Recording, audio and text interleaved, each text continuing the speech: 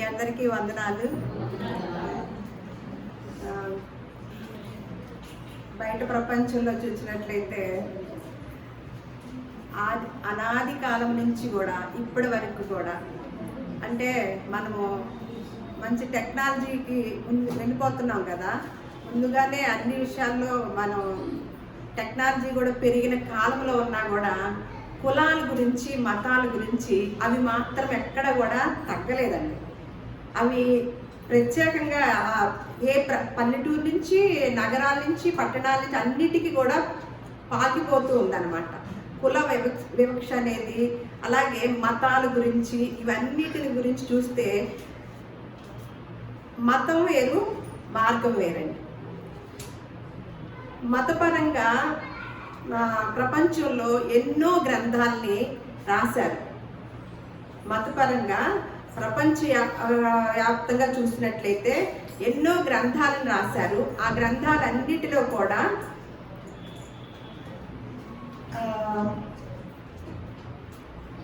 కనిపించని దేవుణ్ణి చేరుకోవటానికి అని మనుషుల ఆలోచన చొప్పున మత గ్రంథాలు రాశారన్నమాట. కనిపించని దేవుణ్ణి చేరుకోవాలని మనుషులు ఆలోచనలు బట్టి మత గ్రంథాలు తయారైనవి.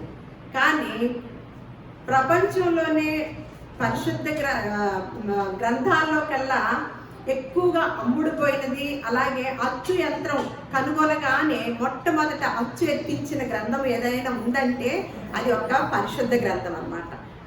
అది ఇంకా తిరుగులేదు. బయట ప్రపంచంలో ఎవరిని అడిగినా కూడా ఈ విషయాన్నే చెప్తారు. ఆ గ్రంథాన్ని అయితే ఎలా రాశారంటే బైబిల్ అందరిలాగా అలా రాసింది కాదండి. వాళ్ళదైతే ఎలా ఉందంటే కొన్ని గ్రంథాలు ఎలా ఉన్నాయంటే కనిపించని దేవుణ్ణి చేరుకోవటానికి మనుషుల ఆలోచనలు బట్టి రాయగలిగిన గ్రంథాలు మనం చాలా గ్రంథాలను చూస్తున్నాం. కానీ అలాంటిది కాదనమాట బైబిల్ గ్రంథం. బైబిల్ గ్రంథం ఎలా ఉందంటే దేవుడే మనిషి దగ్గరకు రావాలని రాయించిన, పరిశుద్ధాత్మ ప్రేరేపణతో రాయించిన గ్రంథం అన్నమాట. ఏంటంటే దేవుడే మనిషి తన దగ్గరకు. మిగతా గ్రంథాలు ఏమున్నాయండి? కనిపించిన దేవుని దగ్గరికి మనిషి చేరుకోవాలని మనుషుల యొక్క ఆలోచన చొప్పున రాయించిన గ్రంథాలు, రాసుకున్న గ్రంథాలు ఏమన్నా కోకొల్లుగా ఉన్నాయి అన్నమాట. కానీ పరిశుద్ధ గ్రంథం యొక్క ప్రత్యేకత ఏంటంటే దేవుడే మనిషి తన దగ్గరకు రావాలని పరిశుద్ధాత్మ ప్రేరేపణతో రాయించిన గ్రంథం అన్నమాట పరిశుద్ధ గ్రంథం. ఇది మతపరంగా మాత్రం ఉండదండి. నేను ఇందాకే చెప్పాను, మతం వేరు, మార్గం వేరు అన్నమాట. అలా మనం బయట ప్రపంచంలో చూస్తే కుల వివక్ష అనేది ఎక్కువగా చూస్తున్నాం అన్నమాట. ప్రతి గ్రంథాల్లో కూడా కులాలకి సంబంధించి కొన్ని మతాల వారు కులాలుగా వేరు చేసిన గ్రంథాలు కూడా ఉన్నాయి అన్నమాట. అంటే దేవుడు రాయించిన గ్రంథాలు అయితే అలా కులాలుగా వేరు చేయించి రాసిన గ్రంథాలు ఉంటాయండి? లేవు, ఉండవు అన్నమాట. అందుకని పరిశుద్ధ గ్రంథానికి ఉన్న ప్రత్యేకత ఈరోజు మనం తెలుసుకుందామని, పరిశుద్ధ గ్రంథంలో మతం గురించైనా కులం గురించైనా దేవుడు పరిశుద్ధాత్మ దేవుని ప్రేరేపణతో ఎలా రాయించాడో అనేది మనం ఈరోజు పాఠంగా నేర్చుకుందాం అన్నమాట. ఒక బ్రాహ్మణ కుటుంబంలో నుంచి వచ్చిన ఒక ఆయన, మంచి జ్ఞానవంతుడు ఆయన కొన్ని ఇంటర్వ్యూ చేసేవారు కొన్నిటిని గురించి అడుగుతున్నారు. కొన్ని దైవాల గురించి అడుగుతూ వాటి గురించి మనం అంతగా చెప్పాల్సిన అవసరం లేదు కాబట్టి ఆయన ఆల్రెడీ యూట్యూబ్లో ఆయన యొక్క మెసేజ్లు ఉన్నాయి కాబట్టి, ఆయన ప్రశ్నలు సమాధానాలు ఉన్నాయి కాబట్టి చాలా మందికి తెలిసే ఉంటుంది. మరి యేసుక్రీస్తు వారి గురించి మీరేమంటున్నారు అని ఆ వ్యక్తిని, బ్రాహ్మణ కుటుంబంలో నుంచి వచ్చిన వ్యక్తిని ఇంటర్వ్యూ చేసినప్పుడు ఆయన గొప్ప ప్రవచనకర్త, చారిత్రక పురుషుడని, అంటే చరిత్రలో ఉన్న పురుషుడు వ్యక్తి, ఆయన ప్రవచనాలు గొప్పగా ఉన్నవి అని, మిగతా వారి గురించి ఏమన్నా అవి కల్పితాలు, కథలుగా రాసుకున్నారు, నేను వాటిని నమ్మను అని మిగతా వాటి గురించి చెప్తూ అన్నిటి గురించి అడుగుతారు కదా ఇంటర్వ్యూ చేసేవారు. మరి ఈ జీసస్ గురించి ఏమని మీ యొక్క అభిప్రాయం ఏంటంటే, ఆయన చరిత్రలో ఉన్న వ్యక్తి, అది ఆనవాలు ఉన్నాయి. చరిత్రలో ఉన్న వ్యక్తి అండి, ఉన్నవి ఆయనే కదా, ఆనవాళ్ళు కూడా ఉన్నాయి. కాబట్టి ఆయన చరిత్రలో ఉన్నప్పుడు గొప్ప ప్రవచనాలు చెప్పాడు. అందులో నిన్ను వల్లే నీ పొరుగు వారిని ప్రేమించు అనే ప్రవచనము వండర్ అని తెలియచేశాడు. ఆ మాటను పట్టుకొని ప్రపంచంలో ఉన్న గొప్ప గొప్ప వ్యక్తులందరూ కూడా గొప్పవారు మహాత్ములై కూర్చున్నారనమాట. నిన్ను వల్లే నీ పొరుగు వారిని ప్రేమించు. నీ దేవుణ్ణి కనుక నువ్వు సేవించాలనుకుంటే, నువ్వు నమ్మాలనుకుంటే, నీ పూర్ణ హృదయంతో, నీ పూర్ణ ఆత్మతోను, నీ పూర్ణ మనస్సుతోను నీ దేవుణ్ణి ఏ దేవుణ్ణి అయితే నమ్ముతున్నావో ఆ దేవుణ్ణి సేవించు, ప్రేమించు అని రెండు ఆజ్ఞలుగాను గొప్ప మార్గాన్ని చూపించి వెళ్ళిన చరిత్రలో నిలిచిపోయిన శక పురుషుడైన యేసుక్రీస్తు వారు చెప్పిన మాటలే ఈ పరిశుద్ధ గ్రంథంలో ఉన్నాయన్నమాట. కులం గురించి ఏం చెప్తున్నారు అనేది ఒకసారి కనుక మనం చూస్తే, మతాల గురించి, కులాల గురించి మనకి పరిశుద్ధ గ్రంథంలో చాలా గొప్పగా రాశారు. కాబట్టి అయితే ఆయన అంటున్నాడు, మరి బ్రాహ్మణుడు అనేది ఎవరిని అంటారంటే, మరి కులాలు బ్రాహ్మణులే కదా, కొంతమంది కులాల వారిని తక్కువ చేసి కొన్ని గ్రంథాల్లో కూడా రాయించి ఉంచారు కదా అని అన్నప్పుడు, నేను దానికి వ్యతిరేకిని. నేను పుడతం బ్రాహ్మణ కుటుంబంలోనే పుట్టాను, కానీ నేను కొంత జ్ఞానాన్ని సంపాదించుకొని అన్వేషించే మనిషినిగా ఉన్నాను. కాబట్టి నేను మతంలోనూ అలాగే కుల వివక్షలోనూ నేను ఉండను అని చెప్పి, ప్రతివాడు సత్యము ఎవరైతే చెప్తాడో, సత్యము చెప్పిన ప్రతివాడు, సత్యము పలికిన ప్రతివాడు కూడా బ్రాహ్మణుడే అని తెలియచేశాడనమాట. మనము బ్రాహ్మణుడు అంటే ఒక కులంకి సంబంధించిన పేరుని పెట్టుకున్నాం అనమాట. వారు బ్రాహ్మణులు కదా అని అంటారు. కానీ పరిశుద్ధ గ్రంథము చెప్పినా అది అటువంటి జ్ఞానవంతులు, అన్వేషణ చేసే పరిశోధకులు వారు చెప్పిన మాట ఏంటంటే, ఎవరైతే సత్యము పలుకుతారో, ఎవరైతే సత్యము చెప్తారో, సత్యం కొరకు నిలబడతారో వారు ఎవరంట? బ్రాహ్మణులంట. అంతేగాని ఇది ఒక కులానికి పరిమితమైన మాట కాదండి. ఇది మీరు ముందుగా గుర్తించాలన్నమాట. అంటే సత్యం, నీ వాక్యమే సత్యము అని యేసుక్రీస్తు వారు చెప్పినప్పుడు మనం చూస్తాం అనమాట. ఆ సత్యము గురించి అంట పౌలు గారు ఒక మాట చెప్తూ, సత్యము గురించి అనుభవ జ్ఞానము పొందుకొని ఉండాలంట. మరి సత్యము తెలిసిన చాలా మంది, ఈ వాక్యము తెలిసిన వారు అనుభవ జ్ఞానంలోకి వచ్చారా, అదే ఇదిలో ఉన్నారా అని ఒకసారి ప్రశ్నగా ఉందన్నమాట. సత్యము తెలుసుకున్నప్పుడు దానిలో ఏం పొందుకోవాలంట? అనుభవ జ్ఞానం పొందుకోవాలి. ఇప్పుడున్న క్రైస్తవులు ఇంత గొప్ప పరిశుద్ధ గ్రంథాన్ని, ఇంత చరిత్రలో నిలిచిన శక పురుషుడిని మనం వెంబడిస్తూ ఉండగా, ఇటువంటి గొప్ప మార్గదర్శకుడిని వెంబడిస్తూ ఉండగా, క్రైస్తవులమైన వారు, క్రీస్తును ధరించుకున్న వారిని క్రైస్తవులు అంటారనమాట. ఆ క్రైస్తవులైన వారు ఎటువంటి సత్యం గురించి ఎంత అనుభవ జ్ఞానాన్ని పొందుకొని ఉన్నారు అని ఒకసారి ప్రశ్న వేసుకుంటే ప్రశ్నగానే ఉండిపోతుందండి. అనుభవ జ్ఞానాన్ని మనకి దేవుడు ఎంతో గొప్పగా జ్ఞానాన్ని ఇచ్చాడు. దాన్ని అనుభవంలోకి తెచ్చుకునే పని ఎవరిదండి? గొప్పగా రాసి ఉంచాడు. దానిలో జ్ఞానాన్ని పెంపొందించుకునే పని ఎవరు చేస్తారండి? మనమే చేయాలి కదా.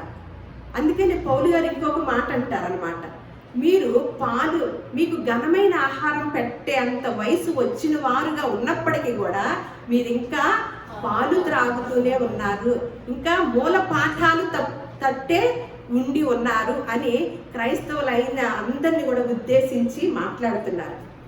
మన బిడ్డ 6 నెలల నుంచి పుట్టిన దగ్గర నుంచి పాలు తాగుతూ 10 ఏళ్ళైనా పాలు తాగుతుంది అనుకోండి, ఏం చేస్తారు? బాధపడతారా? అన్ని బోల్డ్ హాస్పిటల్కి తిప్పి ఏదో ఒక మెడిసిన్ ఇచ్చి అన్నం తినేటట్లు, ఘనమైన ఆహారం తినేటట్లుగా ప్రయత్నం చేస్తారా? అలా పాలు తాగినా పర్వాలేదు, మా అబ్బాయి బాగానే ఉంటారు అని కూర్చుంటారండి? ఘన పదార్థం తినే వరకు కూడా ప్రయాసపడతాం, ప్రయత్నం కాదు, టెన్షన్ పడతాం అన్నమాట. మరి ఆత్మ అంటే ఆత్మలను రక్షించేది ఏంటి అని అన్ని పరిశుద్ధ గ్రంథాన్ని మనం కనుక జవాబుని అడిగితే, శక్తి కలిగిన వాక్యమే ఆత్మల్ని రక్షించిద్దంట. భౌతికంగా మనల్ని రక్షించేది ఏంటి? ఆహారం. మరి ఆత్మలను కూడా రక్షించుకోవాలి కదా, పోషించుకోవాలి కదా. ఆహారాన్ని, భౌతికమైన ఆహారాన్ని ఎలా తింటున్నారండి? బాగా 3 పూటలు తింటున్నారా? మరి ఆత్మీయ ఆహారం కొరకు మీరు ఇంట్లో ఉండి ఎన్ని పూటలు తింటున్నారు, నేర్చుకోవటం కోసము ఎంత కంటిన్యూగా వస్తున్నారు. మరి ఈ ఆహారం తినకపోతే మరి భౌతికమైన ఆహారం తినకపోతే ఏం జబ్బులు వస్తాయండి? ఏం జబ్బులు వస్తాయి? బాగా అనారోగ్యం వచ్చిందా? నీరసించిపోతారా? సెలైన్ సీసాలు పెట్టారా? మరి ఆత్మలను రక్షించే వాక్యాన్ని గనక ఆహారంగా జీవాహారం అంటున్నాడు కదా, ఆ ఆహారాన్ని తీసుకోకపోతే ఎలా ఉంటామండి? ఏమొచ్చింది మనకి? భక్తిహీనత వచ్చింది అనమాట. రక్తహీనత వస్తే ఏమొస్తుంది? అనారోగ్యానికి అన్నిటికీ కారణం ఏంటండి? రక్తహీనత. సరిపడా రక్తం లేదనుకోండి, ఏ చిన్న జబ్బు వచ్చినా, ఏ చిన్నది అటాక్ అయినా అది చాలా ప్రమాద స్థితిలోకి తీసుకెళ్ళి, అదే సరిపడ బలవంతులు అనుకోండి, సరిపడ రక్తం కలిగి ఉన్నవారనుకోండి, వాళ్ళకి ఏం కలిగిద్దండి? వాళ్ళు వెంటనే ఏదైనా చిన్నది ఏదైనా వైరస్ అటాక్ అయినప్పటికీ దాన్ని మనము తట్టుకునే శక్తిని మన శరీరంలో, వ్యాధి నిరోధక శక్తి అంటారు కదా, తట్టుకునే శక్తిని సంపాదించుకొని ఉన్నాం కాబట్టి, అది తిని ఉన్నాం కాబట్టి వెంటనే మనల్ని ఇబ్బంది పరచదు. మరి ఆత్మను రక్షించే వాక్యాన్ని సత్యము గురించి అనుభవ జ్ఞానం గనక కలిగి పొందుకోలేకపోతే మనకి భక్తిహీనత అనేది వచ్చినప్పుడు ఏ చిన్న వైరస్ వచ్చినా గబుక్కన అటాక్ అయిద్దా, దూరం వెళ్ళిపోద్దా? ఇందాక మాట్లాడుకున్నాం కదా, అపవాదిని ఎదిరించండి, వాడు మీ దగ్గర నుంచి మెల్లగా నడుచుకుంటూ పోతాడన్నాడా? ఎలా అన్నాడంట? పారిపోతాడంట. అపవాదిని ఏం చేయాలంట? యేసుక్రీస్తు వారు దేనితో ఎదిరించారండి? వాక్యముతో ఎదిరించి మనకు మార్గదర్శకుడిగా ఉన్నాడండి. మనల్ని కూడా దేనితో మనకు ఎదిరించడానికి అందులో ఏ వాక్యం ఉందో తెలుసా? పరిశుద్ధ గ్రంథంలో సందర్భాన్ని బట్టి ఏ వాక్యం ఉందో ఏ రోజున మనకు తెలుసా? ఎన్ని సంవత్సరాలైంది మనం నమ్ముకొని దేవుణ్ణి? 20-30 సంవత్సరాలు అవుతుంది. సత్యము గురించి అనుభవ జ్ఞానం పొందుకున్నారా?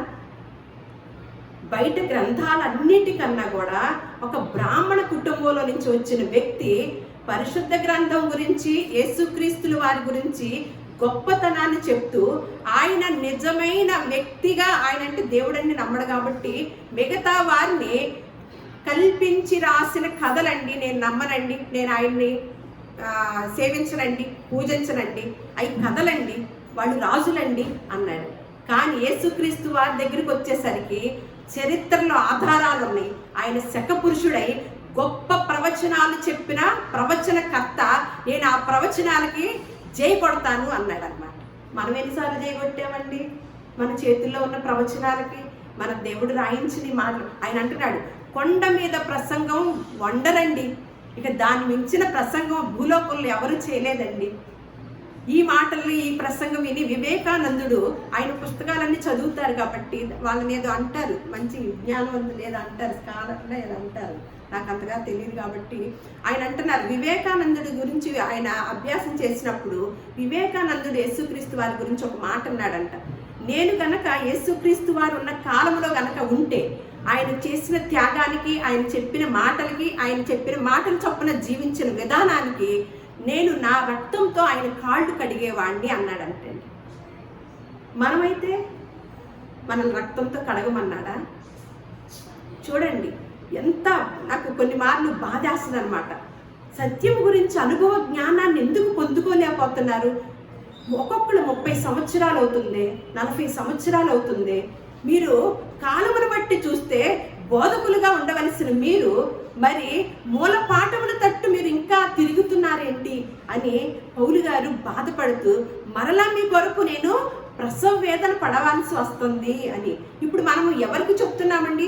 దేవుని యొక్క సువార్తని మనము చెప్పవలసిన పని మన చేతుల్లో దేవుడు అప్పగించగా ఎవరికి చెప్పవలసి వస్తుందండి?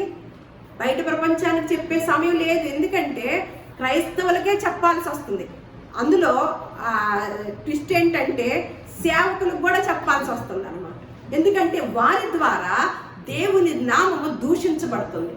బయట ప్రపంచంలో ఉన్న వారేమన్నా యేసుక్రీస్తు వారిని వండరని చెప్తూ గొప్ప శకపురుషుడు, ఆయన లాంటి వాడు ప్రపంచంలోనే లేరని చెప్తుంటే ఈ సేవకులు ఏమన్నా ఈ దేవుణ్ణి ఎంతవరకు చేశారండి?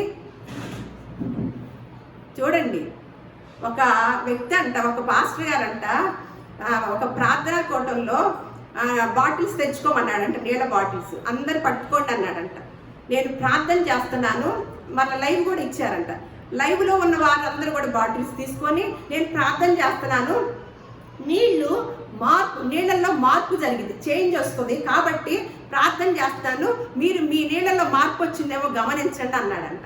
సరే, ఉన్నారు కదా మన వాళ్ళు, అందుకని బయట వాళ్ళు ఏమంటున్నారు మన వాళ్ళని చెప్తా, తెలుసా మీకు? ఏం పేరు పెట్టారు మనకి? అలా ఏం చేస్తున్నారు వీళ్ళు? అబ్బో పాస్టర్ గారు నీళ్ళని చేంజ్ చేస్తారంట, అమ్మో తప్పకుండా తాగి చూడాలి అని ఆయన ఆమె అనగాలి, తాగి చూసి ఇక వచ్చేసి సాక్ష్యాలు చెప్తున్నారు. ఒక్కొక్కరు నీళ్లు మారినాయి అనుకోండి, ఏం జరిగింది మన బ్రతుకులకి? ఎక్కడికి వెళ్ళిపోతుంది మన విశ్వాసం, మన సత్యం గురించి అనుభవ జ్ఞానము ఎక్కడి దాకా తీసుకెళ్తున్నామో? దేవుడు ఏం చెప్పాడు, యేసుక్రీస్తు వారు ఏం చెప్పారు? గొప్ప గొప్ప మహాత్ములు దేన్ని తీసుకున్నారు, మనం దేన్ని తీసుకుంటున్నాం? గాంధీ గారు ఏమన్నా నిన్ను వల్లే నీ పొరుగు వారిని అలాగే ఈ చెంప మీద కొడితే ఆ చెంప మీద చూపించాలని యేసుక్రీస్తు వారిని మాట తీసుకొని ఏమన్నా ఆయన మహాత్ముడు అయ్యాడు. వివేకానందుడు ఏమన్నా ఎంత గొప్ప వ్యక్తి కలిగిన ఇంత ఆయన నేనున్న కాలంలో ఉంటే నేను ఈ పని చేస్తాను అని ఆయన స్టేట్మెంట్ ఇచ్చాడు. మళ్ళీ ఇంకా కొంతమంది గొప్ప గొప్ప వాళ్ళందరూ గొప్ప గొప్ప మాటలు చెప్తుంటే వీళ్ళు ఏం చేస్తున్నారండి? దేవుణ్ణి ఎంత చేస్తున్నారు? నీళ్లు మారుతాయా? నీళ్లు మారటం వల్ల ఏం కలిగిద్దండి? దెయ్యం పోతూ బకెట్లో కక్కాల? ఏం జరుగుతుందండి? ఎవరండి? కానీ మతం గురించి ఎంత వివరించారంటే పరిశుద్ధ గ్రంథంలోనండి ఒక చోటే ఉంటుందండి, క్రొత్త నిబంధనలో యాకోబు రాసిన పత్రిక. అంటే నేను దీని గురించి చెప్పి దీనిలోకి వస్తాను. ఎవరైనా రోగి అయి ఉంటాడా, వారి దగ్గరికి సంఘంలో ఉన్న పెద్ద వెళ్ళి నూనె రాచి, ఇంటికి వెళ్ళి సంఘ పెద్ద వెళ్ళి నూనె రాచి ప్రార్థించటం వలన ఆ రోగి విశ్వాస సహితమైన ప్రార్థన ఆ రోగిని స్వస్థపరిచిద్ది, అలాగే పాపములు కూడా క్షమించబడతాయంట. ఎవరు వెళ్తున్నారంట? ఎవరు వెళ్ళాలి? ఎక్కడికి వస్తున్నారు? ఇది ఒక్క చోటే ఉంటుందండి. ఎవరైనా రోగి ఉన్నాడా, వారి ఇంటికి సంఘంలో ఉన్న పెద్ద, పాస్టర్ గారు కాదు, సంఘ పెద్ద కూడా ఎలా ఉండాలో రాసి ఉంచారు పౌలు గారు తిమోతికి రాస్తూ. అంటే ఆ క్వాలిఫికేషన్ ఉన్న వారిని సంఘ పెద్ద అంటారనమాట. ఆ పెద్ద వెళ్ళి ఆ రోగి ఇంటికి వెళ్ళి నూనె రాసి ప్రార్థన చేస్తే ఆ విశ్వాస సహితమైన ప్రార్థన రోగిని స్వస్థపరిచిద్ది, పాపాలు తర్వాత క్షమించబడతాయి అని అక్కడ రాయించి యాకోబు గారు రాశారు. ఎవరు? యేసుక్రీస్తు వారి సహోదరుడైన యాకోబు గారు రాశారనమాట.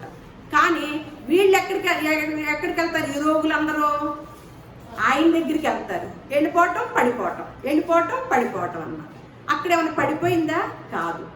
అలా పరిశుద్ధ గ్రంథం ఎంత గొప్ప విధానాన్ని మనకు తెలియచేస్తున్నప్పుడు దేవుణ్ణి మనం ఎంత తక్కువ చేస్తున్నామో అనేది ఒకంత మనం పరిశీలించుకుంటే చాలా తర్వాత మరి ఏ శిక్షకు పాత్రలు అవుతారో నాకు తెలియదు, కానీ నాకు చాలా కోపము భయం వేస్తుంది అనమాట.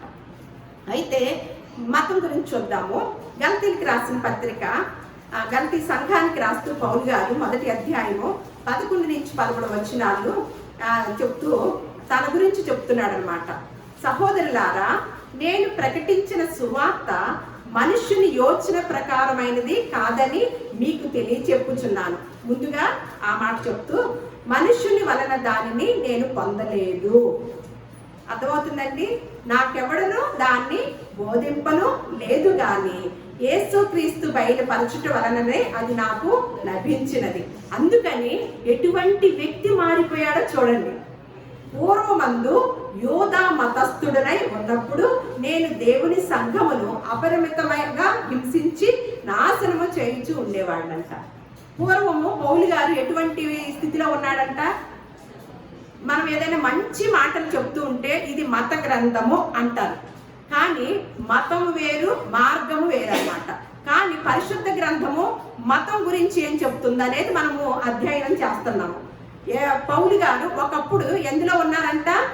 యూద మతస్థుడనే ఉన్నప్పుడు, నేను ఆ మతంలో ఉన్నప్పుడు మతం ఎప్పుడు కూడా హింసను ప్రేరేపించింది. అది మీరు మరింతగా గుర్తుపెట్టుకోవాలి.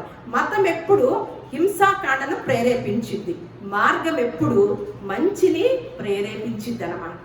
మనకి నేనే సత్యమును జీవమును మార్గమునై ఉన్నాను, నా ద్వారానే తప్ప పరలోకానికి ఎవరు కూడా వెళ్ళలేరు వేరేగా అని తెలియచేసిన మార్గదర్శకుడిని మనము వెంబడిస్తూ ఉన్నాం.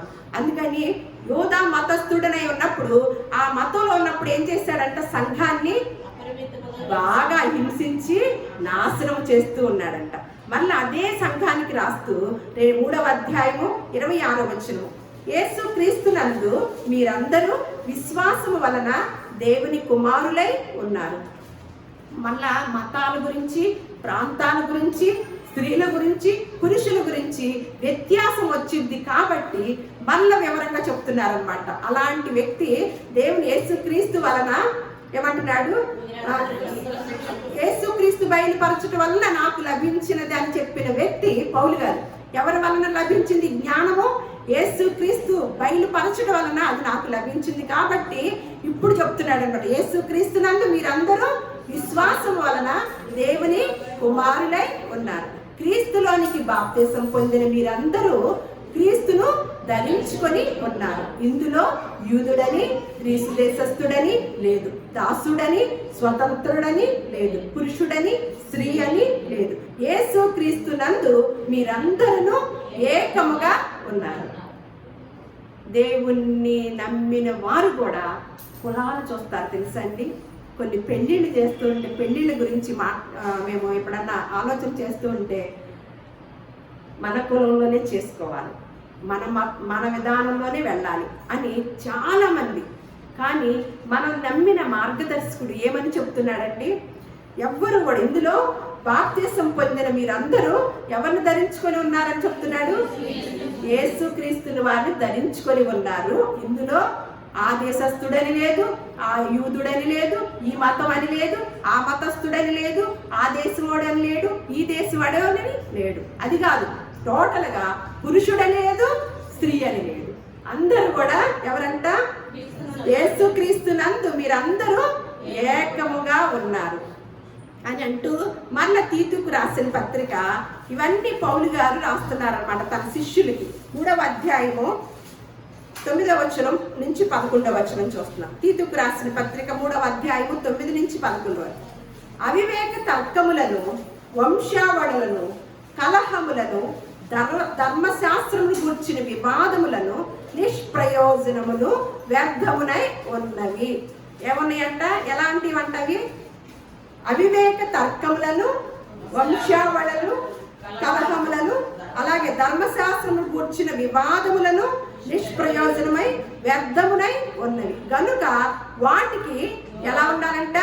దూరముగా ఉండుము. మతభేదములు కలిగించు మనుషునికి 1-2 మార్లు బుద్ధి చెప్పిన తరువాత వానిని విసర్జించుము.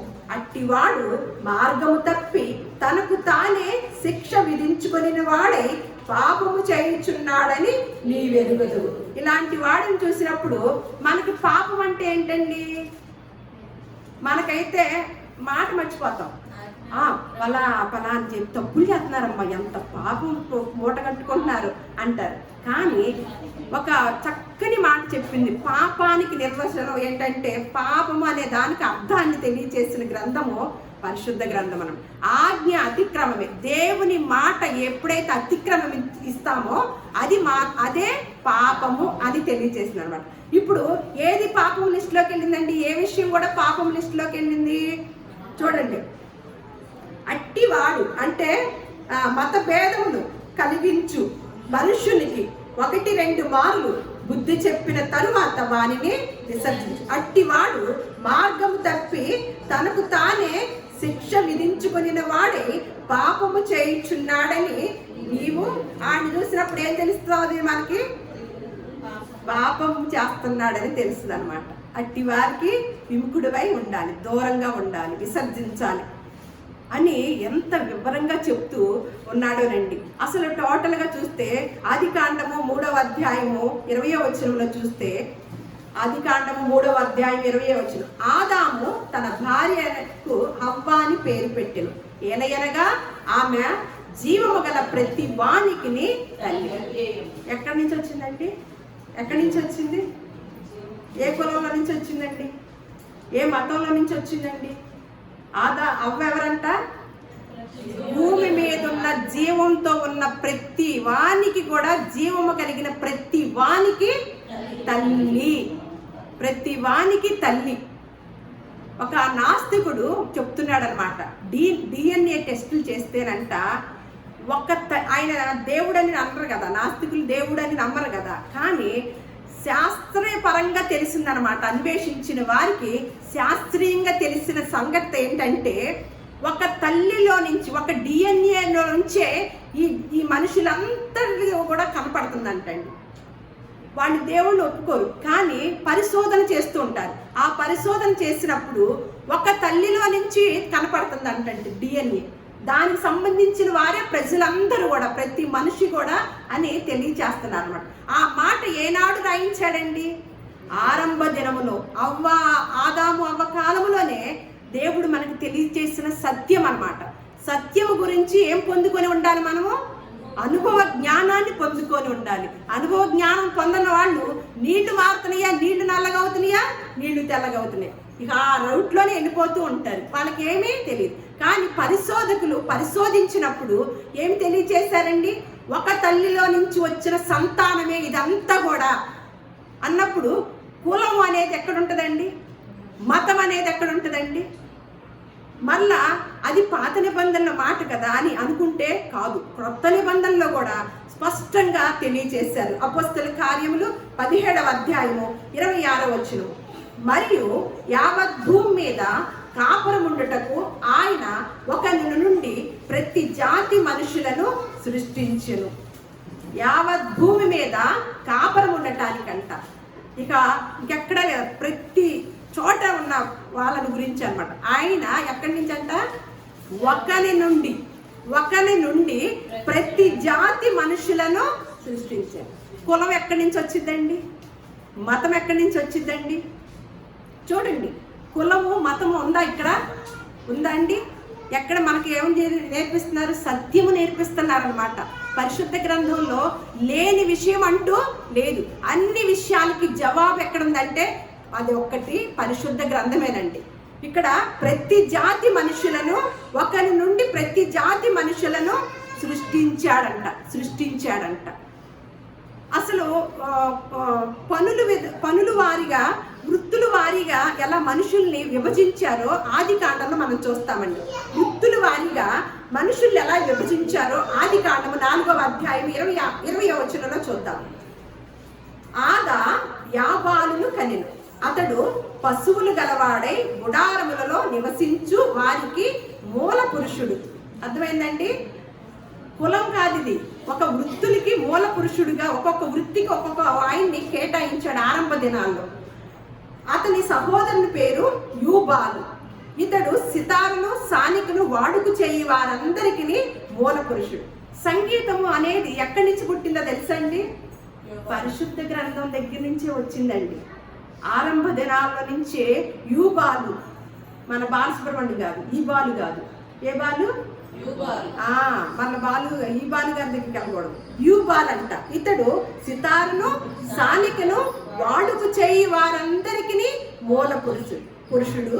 మరియు సిల్లా తుబల్కయు అనును కనెను. అతడు పదును గల రాగి పనిముట్లన్నిటినీ, ఇనుప పనిముట్లన్నిటినీ చేయవాడు. ఎట్లా వచ్చిందండి చూడండి. వృత్తులు వారిగా కులాలను ఎవరు పెట్టుకున్నారండి? అప్పుడు మనుషులే కేటాయించుకున్నారనమాట. మరి సంబంధాలకు వెళ్ళినప్పుడు సరే కులం చూస్తే సరే వాళ్ళ ఇష్టం, వ్యక్తిగతం. మన వాళ్ళు ఏమనుకుంటారు? మగపిల్లలైతే ఏం కావాలనుకుంటారండి? కట్నాలు. ఆడపిల్లలైతే మేము ఎంత కట్నం ఇవ్వకపోయినా మాకు వచ్చే ఆయన కారులో తిరగాలి, పెద్ద బిల్డింగ్ కావాలి, మాకు జీతాలు ఎలా సరిపోతాయండి అని ఆడపిల్లలు. మగపిల్లలు వచ్చే అమ్మాయి ఉద్యోగం చేయాలి, అందంగా ఉండాలి, కాస్త మేమిద్దరం సంపాదించితే కదా ముందుకెళ్ళేది మా జీవితాలు అని. ఇద్దరిలో కూడా, ఈ ఆడవాళ్ళలోనూ మగవాళ్ళ కుటుంబాలకు కూడా ప్రార్థన అమ్మాయి కావాలి మాకు, దేవునిలో మంచిగా ఉంటే కనుక అలాంటి అమ్మాయిని, మంచి కుటుంబాన్ని మాకు చెప్పండి అని ఇటువారైనా అలాగే అటువారైనా యోగ్యుడైన బిడ్డను, మమ్మాయిని ప్రేమించే భర్త మాకు అల్లుడుగా మాకు కావాలి. మమ్మాయిని బాగా ప్రేమించే అబ్బాయి అయితే తప్పకుండా భక్తిలో కనుక ఉంటే మమ్మాయిని ఖచ్చితంగా ప్రేమిస్తాడు. కాబట్టి ఆ అబ్బాయి మాత్రం మాకు అల్లుడుగా కావాలి. ఇలా 2 కుటుంబాలు కోరుకోవటం మనం చూస్తున్నామండి, చూడటం లేదు. ఏమడుగుతున్నారు? మరి ఇందాకే రాజు అన్నాడు కదా, ప్రతి పురుషుడి విజయం వెనక ఒక స్త్రీ ఉంటుందని మనకు ఒకప్పుడు నానుడి. మన సామెతలన్నీ తారుమారవుతాయండి. ఇక్కడ సామెతలు తారుమారు అవ్వండి. పరిశుద్ధ గ్రంథంలో సామెతలకి మనం తారుమారు చేయడానికి కుదరదు. అయితే కాలాలు బట్టి మారుతూ ఉంటాయి. ఇప్పుడు అంటున్నాడు రాజు, ఇప్పుడు అలా లేదు. ముందు నాశనానికి ఎవరంటే ఆడవాళ్ళు చంపేస్తున్నారు అంటున్నాడు అనమాట. నిజమే కదా. అంటే ఆడపిల్లలు ఎలా అవుతున్నారు అంటే, ఇలాంటి భయంకరమైన పరిస్థితిలో ఉన్నప్పుడు ఆడపిల్లని మనం ఎలా ఎత్తుక్కోవాలండి? అందుకనే సొలొమోను గారు ఒక మాట అంటున్నారు. ఏమంటే, గుణవతి అయిన భార్య దొరుకుట అరుదు. అది ఏనాడు రాసి ఉంచాడండి? ఇప్పుడు జరిగే సంఘటనలు బట్టి యేసుక్రీస్తు వారికి పూర్వం రాసిన సంగతి అన్నమాట ఈ మాట. గుణవంతురాలైన గుణవతి అయిన భార్య దొరుకుట అరుదు. ఒకవేళ అలాంటి భార్య గనక మీకు దొరికితే ఏమెత్తుకుంటున్నారండి వీళ్ళు? గుణం అడుగుతున్నారా? ఉద్యోగాలు అడుగుతున్నారా? వాళ్ళు ఎంత కట్నాలు ఇస్తున్నారో అడుగుతున్నారా? వాళ్ళ అందాన్ని చూస్తున్నారా? ఎన్ని ఉన్నాయండి? ఎన్నిటిని చూస్తా దీన్ని వదిలేశారండి? ఇది తప్ప అన్నిటినీ.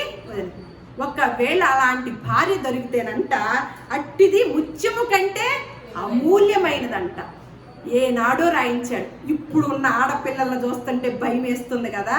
ఇటువంటి పరిస్థితులు ఏనాడో తెలుసుకున్న వ్యక్తి, శాశ్వత కాలజ్ఞాని, భవిష్యత్తు కాలజ్ఞాని అయిన దేవుడిని మనం సేవిస్తున్నామండి. భవిష్యత్తులో ఏం జరిగిందో సమస్తం ఎరిగిన దేవుడు మనకి ఏది కూడా మరుగు చేయకుండా ప్రతి విషయాన్ని కూడా పరిశుద్ధ గ్రంథంలో రాయించి ఉంచాడండి. మొన్న మధ్య పరువు హత్య అంటే ఏం తెలుస్తుంది? వాళ్ళ కుమార్తెల్ని వాళ్ళే చంపుకుంటున్నారు. ఒక వ్యక్తిని ప్రేమించితే చంపేయటమేనా ఆ పిల్లల్ని? అంటే కులాలు, వాటి మీద మతాలు, నా కులం పెద్దదంటే మా కులం పెద్దది, మా కులంలో ప్రేమించలేదు కాబట్టి మేము ఆ పిల్లని చంపేయాల్సిందే మాట వింటలేదు కదా. ఇదే అంటే నేర్పింది ఆ గ్రంథాలు. ఇక్కడ ఏమంటున్నాడు? జీవము కలిగిన ప్రతి వానికి తల్లి అవ్వ. మీరందరూ ఒక తల్లిలో నుంచి వచ్చిన వారు. మీరందరూ ఏ ప్రాంతంలో ఉన్నా, ఏ దేశంలో ఉన్నా, మీరందరూ ఒకే సంతానం, ఒకే తల్లి సంతానం అని పరిశుద్ధ గ్రంథం చెప్తుంటే అలా జరుగుతుంది తల్లిదండ్రుల విషయంలో. ఒకవేళ అలా జరగకుండా వివాహాలు చక్కగా చేద్దాం తల్లిదండ్రులు అనుకుంటే ఇలా అడుగుతున్నారనమాట. కానీ గుణవతి అయిన భార్య దొరకటం అరుదు. ఎందుకంటే ఇప్పుడు ట్రెండ్ ఏమవుతుంది? ఆడవాళ్లే నరికేస్తున్నారు, ఆడవాళ్లే చంపేస్తున్నారు. ఏనాడో రాయించిన మాట. ఒకవేళ అట్టిది గనక దొరికితే అది ఎలా ఉంటుందంట? ముత్యము కంటే అమూల్యమైనదంట. మా భర్తలు మా మీద నమ్మకం ఉంచట్లా, మాకు పెత్తనాలు ఇవ్వటం లేదు అని చాలామంది భార్యలు చాలా వాపోతుంటారు.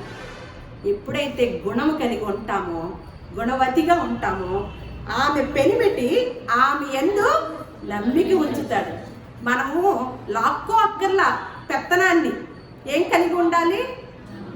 గుణం కలిగి ఉంటే, గుణవంతురాలుగా ఉంటే మన పెనిమిటి ఏం చేస్తాడంట? ఆమె యందు నమ్మిక. ఎటువంటి సూత్రాలు నేర్పిస్తున్నాడండి. ఇటువంటి మంచి మాటలు చెప్పే ప్లేస్ ఎక్కడైనా ఉందా అండి? ఉండదు. బయట ప్రపంచంలో మనం నేర్చుకోలేము. చాలా దారుణమైన మాటలు వింటూ వస్తున్నాం అన్నమాట. అలాగే మరి అందం కావాలంటారు.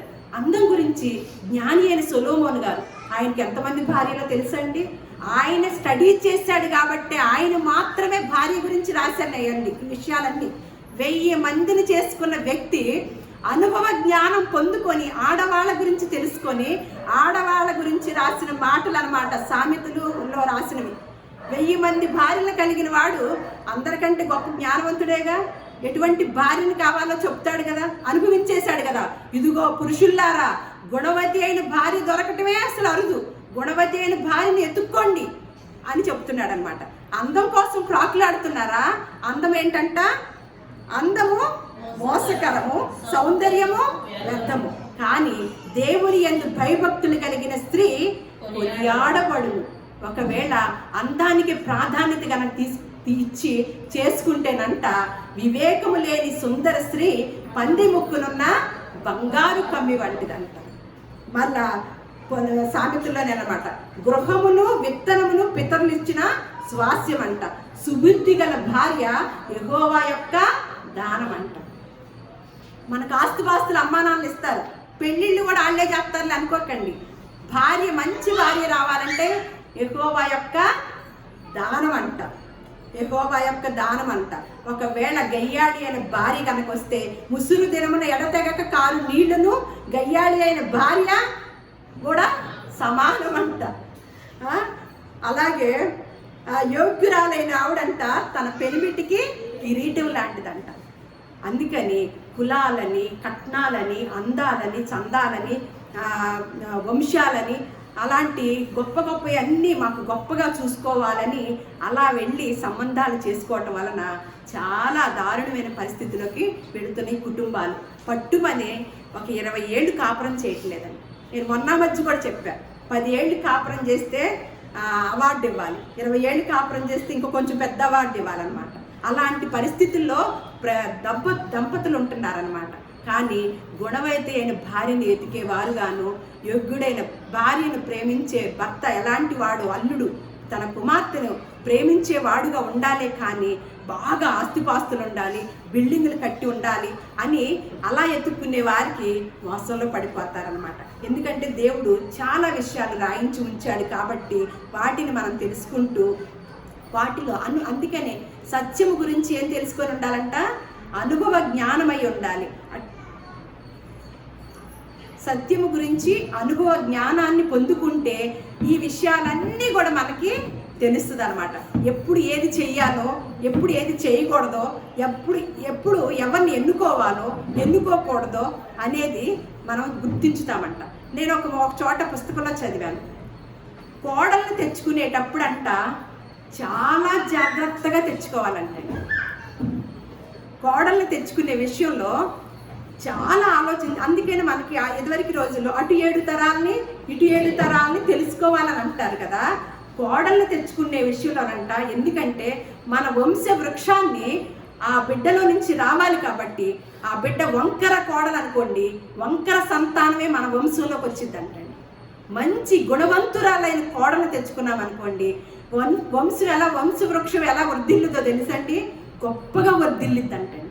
మన వంశ వృక్షం వర్ధిల్లాలంటే మనం వచ్చే కోడల చేతిలో ఉందంటండి, మనం ఎన్నుకునే కోడల చేతిలో ఉందంటండి. అందుకని గుణవంతురాన్ని తెచ్చుకుంటే మన వంశము వర్ధిల్లిది. మన కుటుంబాల్లో తరతరాలు కూడా మంచి సంతానాన్ని పొందుకుంటూ దేవుని యొక్క దీవెనలు పొందుకునే వారంగాను, సమాజంలో దీవెనలు పొందుకునే, సమాజానికి దీవెనకరంగాను మన కుటుంబాలని దేవుడు అలా వర్ధిల్ల చేస్తాడు. దేవుడు మిమ్మల్ని అందరిని కూడా దీవించునుగాక. మరంతగా ఈ మాటలు మన హృదయాలను ఫలింపచేయునుగాక. మనమైనా సరే కొంత సత్యము గురించి అనుభవ జ్ఞానమై పొందుకొని మనము ఏదైనా ఆలోచన చేసేటప్పుడు దేవుని యొక్క వాక్యాన్ని మనం ముందుంచుకొని దాని ప్రకారం నిర్ణయాలు తీసుకునే వారముగా దేవుడు మనకు అటువంటి జ్ఞాన వివేకములను అనుగ్రహించునుగాక.